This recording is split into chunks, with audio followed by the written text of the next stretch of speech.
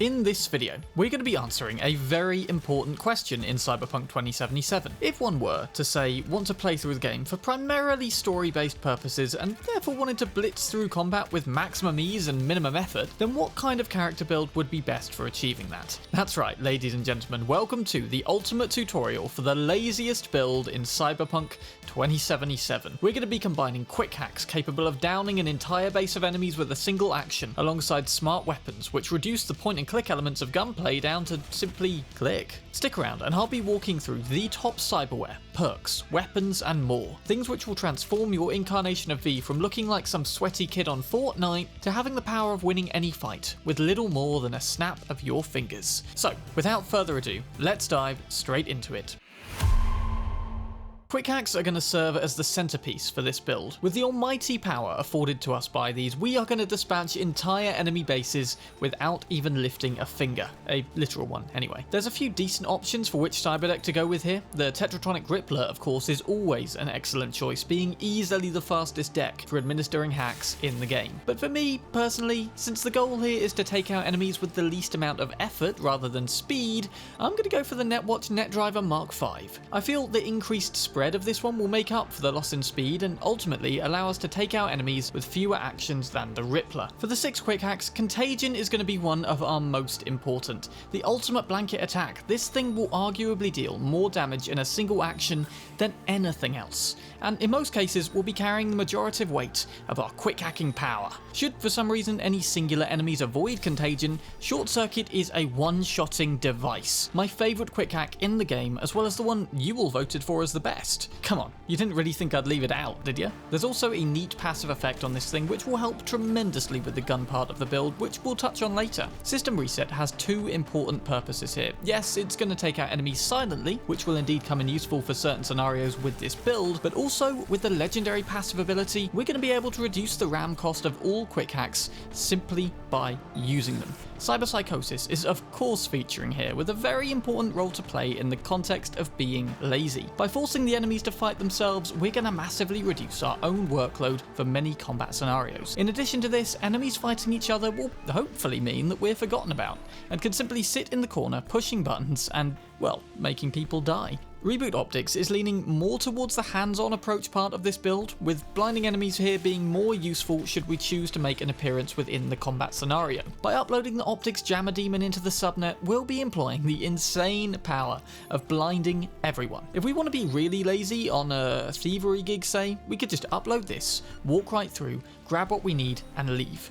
No one would ever know. Finally, of course, ping is going to save us a lot of time by highlighting everything on the network. When you're the laziest merc in town, you don't want to be wasting time searching for things with your eyes. Now that we have the core element of this build jammed into our head, it's time to back it up with perks. Now, in terms of attribute points for this build, we're going to be incredibly intelligence heavy here. That's because the vast majority of our combat prowess is going to hinge off of the powers of quick hacking and breach protocol. If you can, spec that intelligence all the way up to 20, grabbing possibly every single quick hacking perk like I did here, as well as most of the breach protocols. Our second biggest attribute here is technical ability, which will back up our smart weapons and speed up the process of advancing the crafting skill. I went with 18 tech, as well as several crafting perks and a few from engineering. Most importantly, you want to go for perks which increase damage and improve crafting ability, which in turn will allow our weapons to do more damage. The more damage we can inflict, the lazier we can be. Final perks are split between body and reflexes, as in a moment we're going to be grabbing a smart rifle, shotgun and submachine gun. You can be a bit more liberal with these, though I'd personally suggest again boosting damage, but also crit chance. Remember, we have that short circuit passive effect, which basically inflicts the insane 5,000 damage from short circuit every time we land a crit hit with a weapon. With a high enough crit chance, we'll most likely be downing each enemy with at most 2 clicks of the mouse. Or trigger squeeze of the controller if you're on Xbox or PlayStation, I suppose? Got all of those? Good. Now head over to your local Ripperdoc Samurai. We've got important cyberware to burn. I meant buy.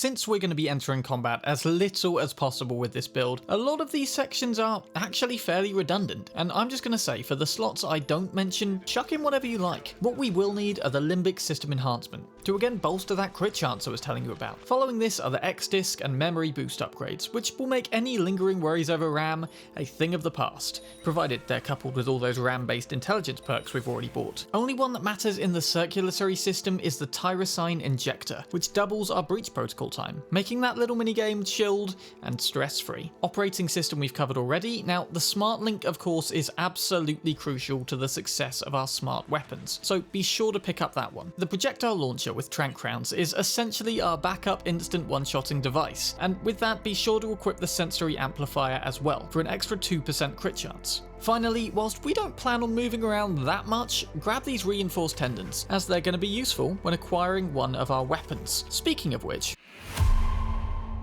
let's finally get on to acquiring those smart weapons I've been going on about. Now, let me just say right here, if you just want to resort to quick hacking with this build and take out literally everyone by hacking the security cameras from across the street, that's fine too. That being said, we don't always have the option of taking out an entire compound from outside, and there'll often come times when we do have to stray into the heat of things. That's where smart guns come in, allowing us to uphold the philosophy of drifting through this game with minimal effort even during times we may otherwise have to break a sweat. I'm going to acquire these in a specific order here, from most straightforward to least. First up, the Ashura sniper rifle is the only smart sniper in the game and is essentially a far distance long-shotting device great for taking out stragglers. It can be bought from the weapons vendor down in the Glen, though if you have a high enough crafting skill like I do, I'd recommend the crafting spec instead, as the one you craft should be better. It'll be sitting just here in the vendor's inventory, though I'd already bought it a while back. This thing is without a doubt a good little contingency when we can't resort to quick hacking for some reason. That being said, by itself, I think we're kind of at a disadvantage when fighting in close quarters.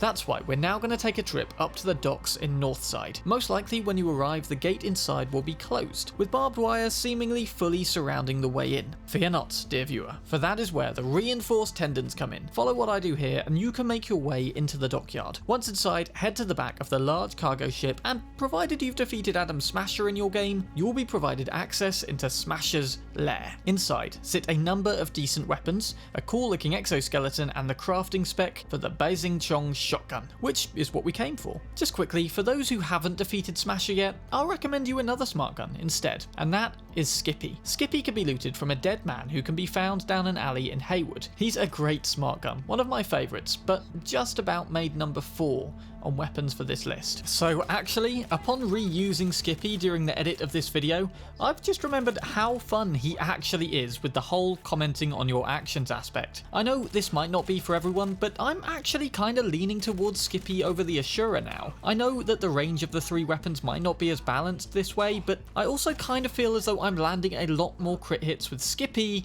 than I was with the Ashura. Anyway, now that we have the Beijing Chong and or Skippy, it's time to acquire weapon number 3. And be warned, to make your way to where this one's located, we're going to have to put all the skills we've learned thus far to the test, in the Arasaka compound. In keeping with our theme of laziness, I'm going to start by crouching down here, hacking this camera, applying all the breach protocols onto the network I can manage, before flicking through the compound and quick hacking as many enemies as I possibly can. With the coast seemingly clear, it's time to move in. The gun we want, the Shingen Prototype Mark V, is located in crate 667 at the back of the compound. Aha! It appears we missed some enemies with our Quickhacks.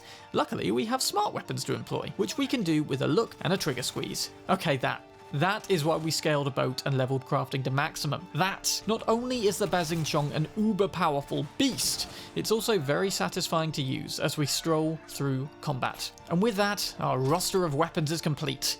Now, the reason I wanted this gun in particular is, well, that pretty much non-existent reload time, bro. If the Beijing Chong is satisfying for its sheer power level, then the Shingen prototype has quite possibly the smoothest feel to it of all guns in the game. What's more, as a smart weapon, it's both powerful and very, very rapidly firing. Of course, that element is invaluable to this build due to our hopefully high crit chance. As you can see here, very often a huge amount of bonus damage is being applied from a single hit. That is, of course, the passive short circuit critical ability, and it makes our lives at least 5 times easier.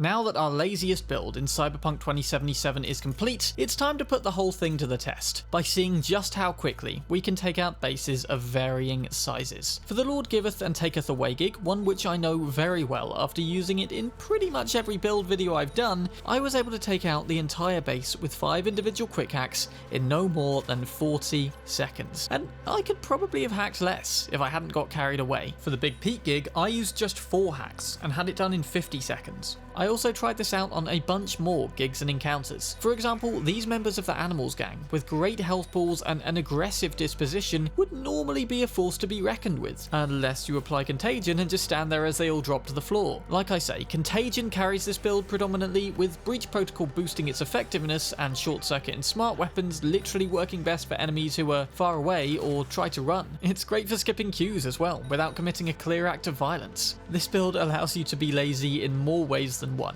You're looking to buy some cream streetwear. You've come to the right place.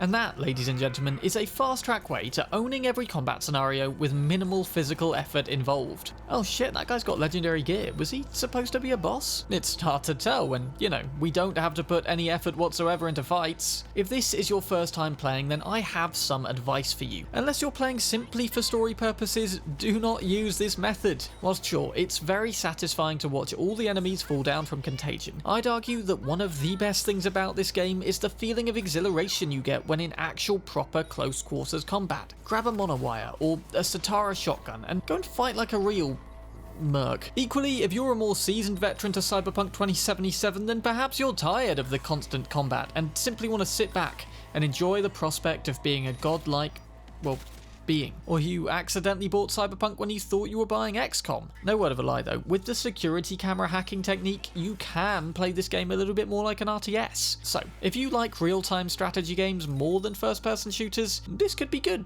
for you. But rather than speculating over what type of people are going to enjoy this build, why don't you just let me know your thoughts down in the comments. As always, if you enjoyed this video, then the best way to show your appreciation is by leaving a like. They really go a long way around here. Also, if you haven't already, then be sure to hit that subscribe button to stay up to date on all my future videos. Thanks for watching. I'm Sam Bram, you guys are awesome, and I'll see you in another video.